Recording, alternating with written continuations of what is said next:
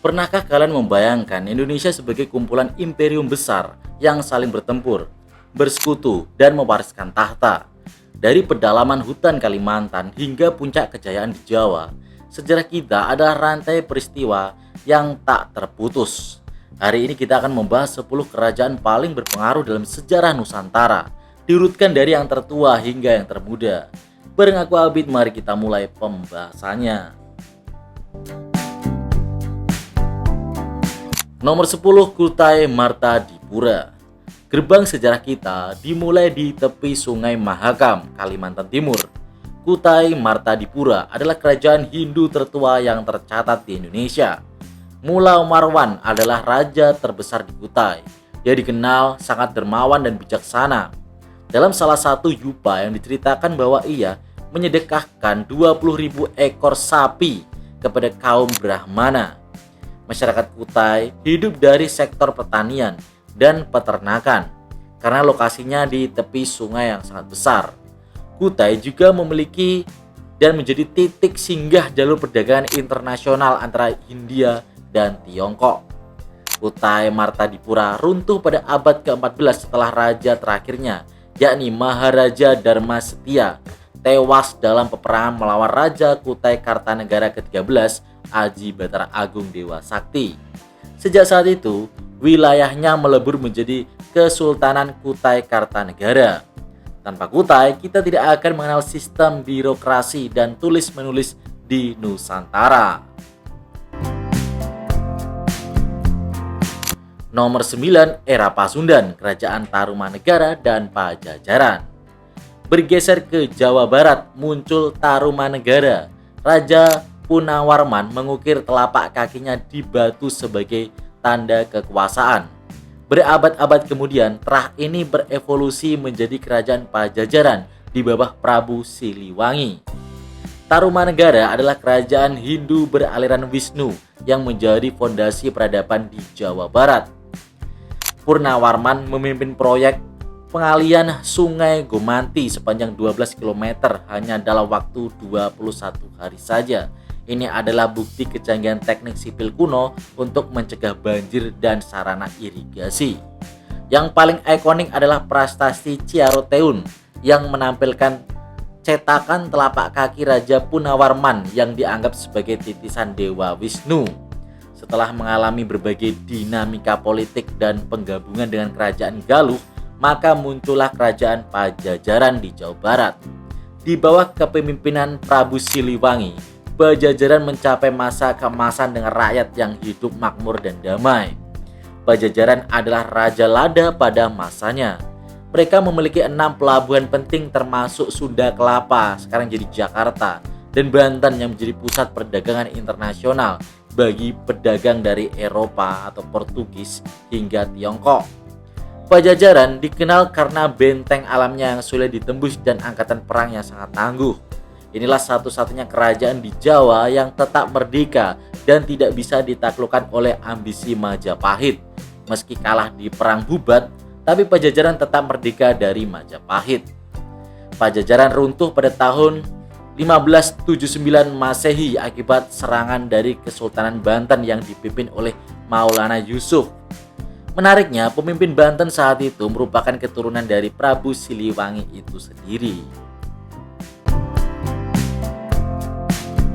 Nomor 8, Kerajaan Sriwijaya.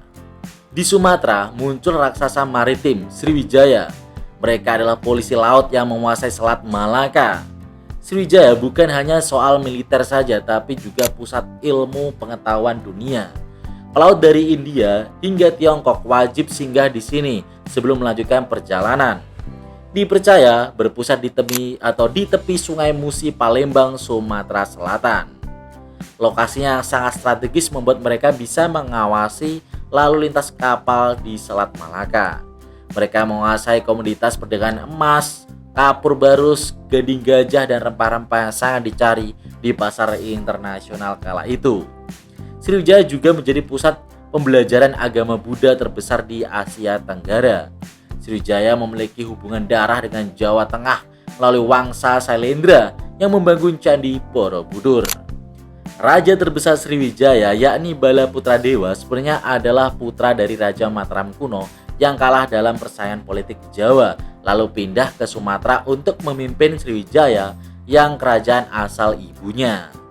Sriwijaya mencapai kejayaan di abad ke-9. Kerajaan Sriwijaya pernah mencangkup Malaysia, Kamboja hingga Filipina sebelum akhirnya runtuh. Sriwijaya diserang oleh kerajaan asal India bernama Cholo Mandala pada tahun 1025 Masehi hingga kalah bersaing dengan Majapahit yang mulai menguasai lautan kala itu. Jika Singapura sekarang kaya karena Selat Malaka, Sriwijaya juga pernah melakukannya pada 1300 tahun yang lalu.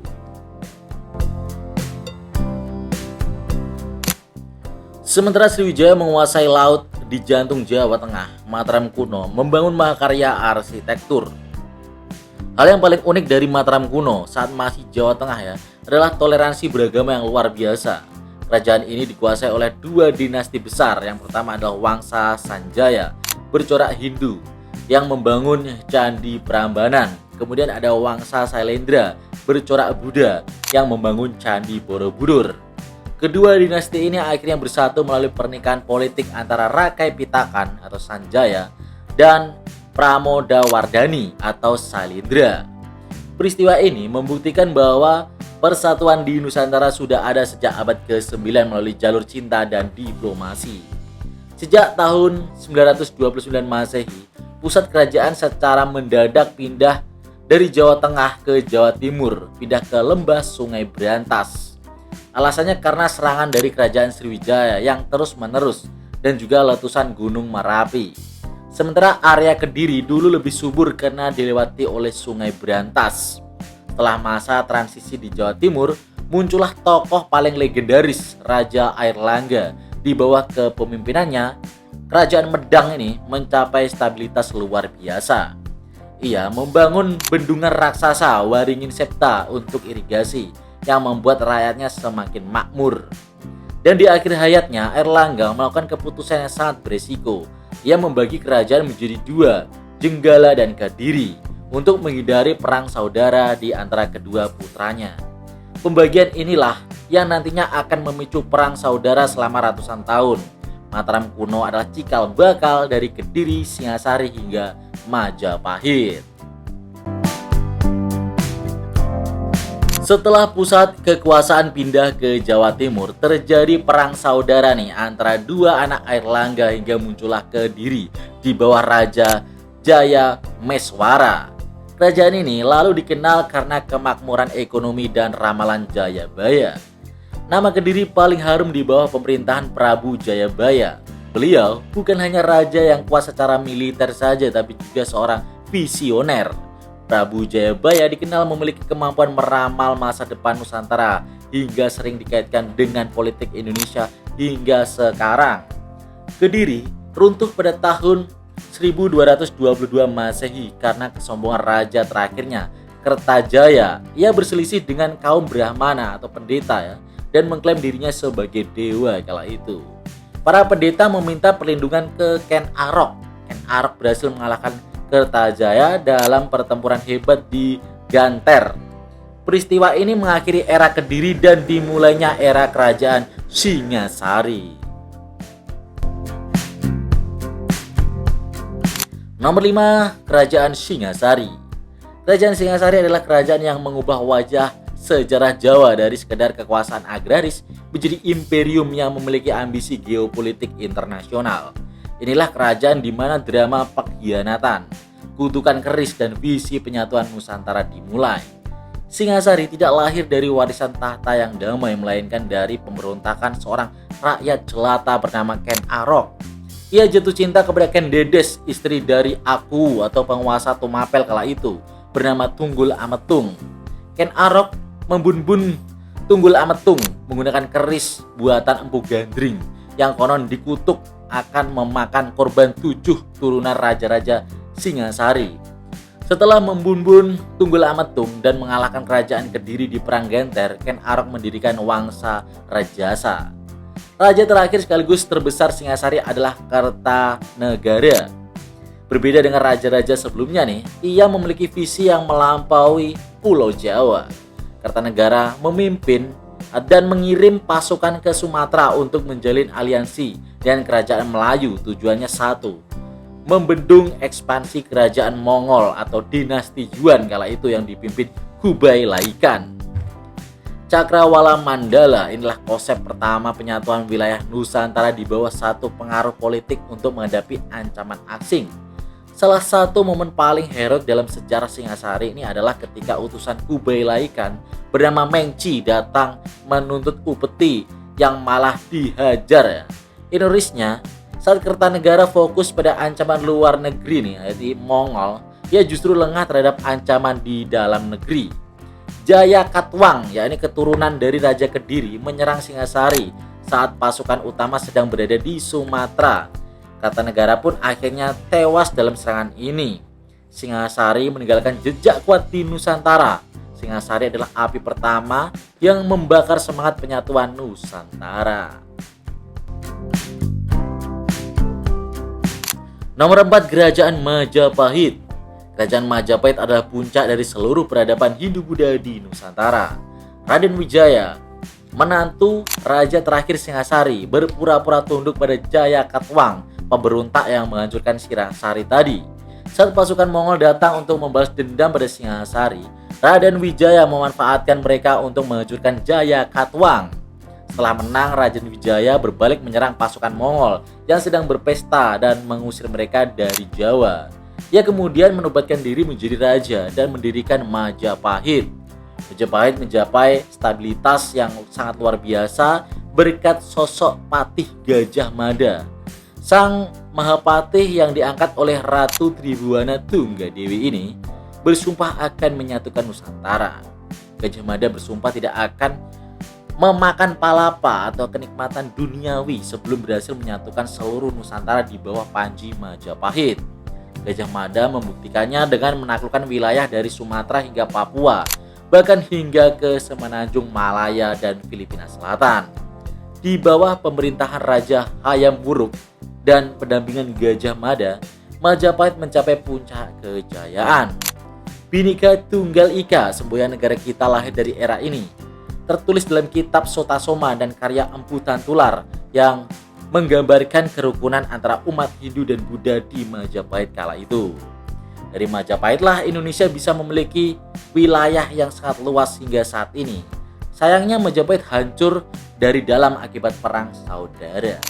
Puncaknya Kesultanan Demak, kerajaan Islam pertama di Jawa yang didirikan keturunan Majapahit juga akhirnya mengambil alih otoritas politik di Jawa pada abad ke-16 dan mengakhiri era kerajaan Majapahit yang sangat luar biasa.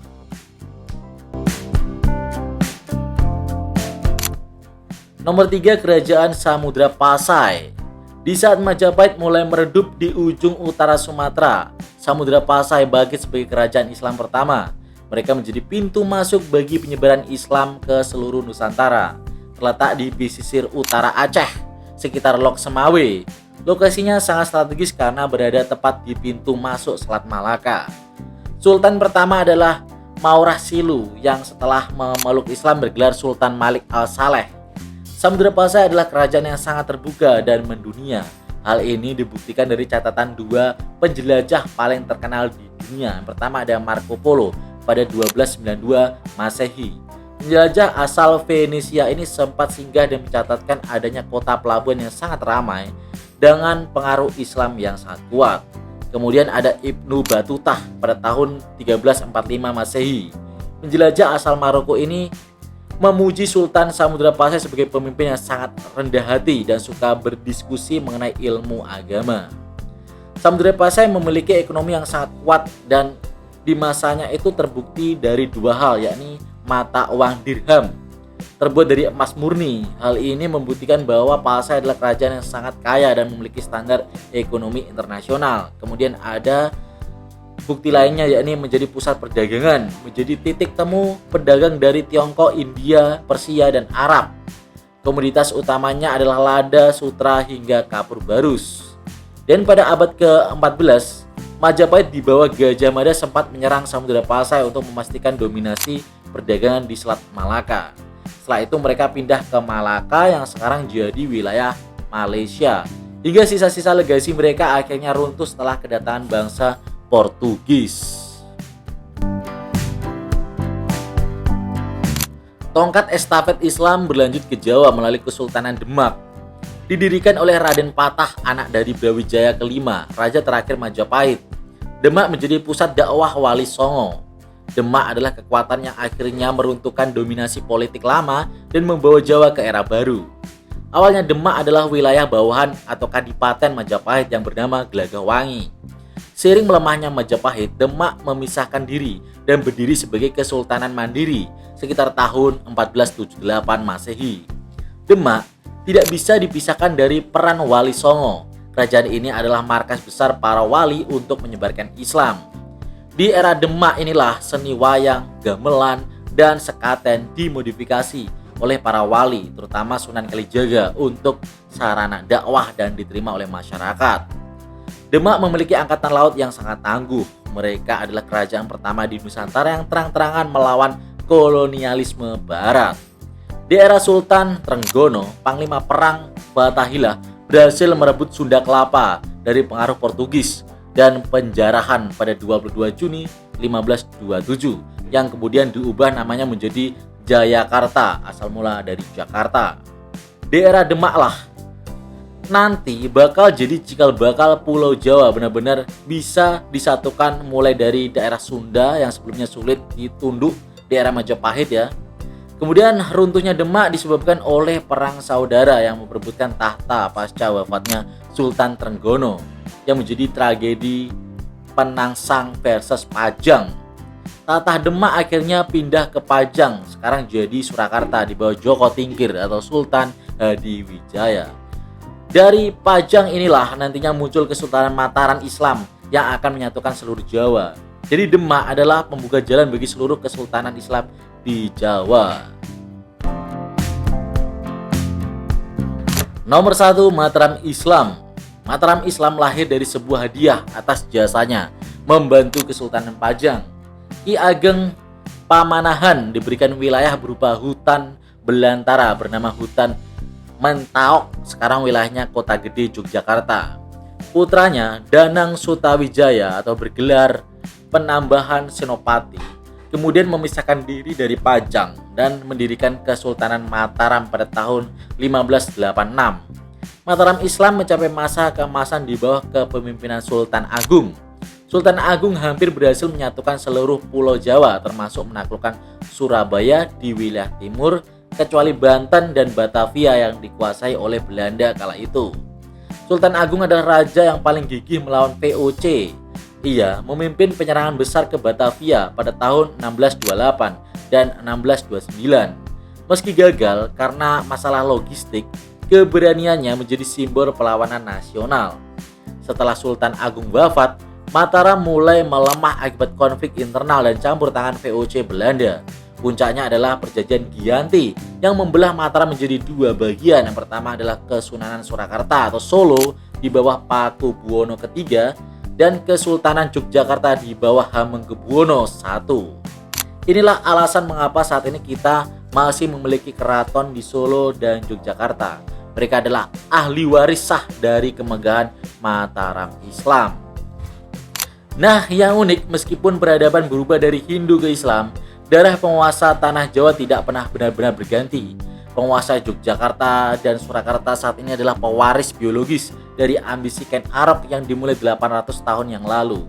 Bisa dibilang Indonesia tercipta dari darah keturunan bad boy Ken Arok yang dulu terkenal jadi berandalan di Blitar, lalu hijrah ke Malang dan mendirikan kerajaan Singosari. Sebenarnya masih banyak kerajaan lain, tapi di sini saya pilih 10 yang paling berpengaruh saja. 10 kerajaan, satu tanah air, dari Kutai hingga Mataram Islam. Sejarah kita adalah bukti bahwa Nusantara selalu diisi oleh orang-orang besar dengan visi yang luar biasa. Dari 10 kerajaan tadi, mana yang menurut kalian paling keren? Tulis di kolom komentar ya.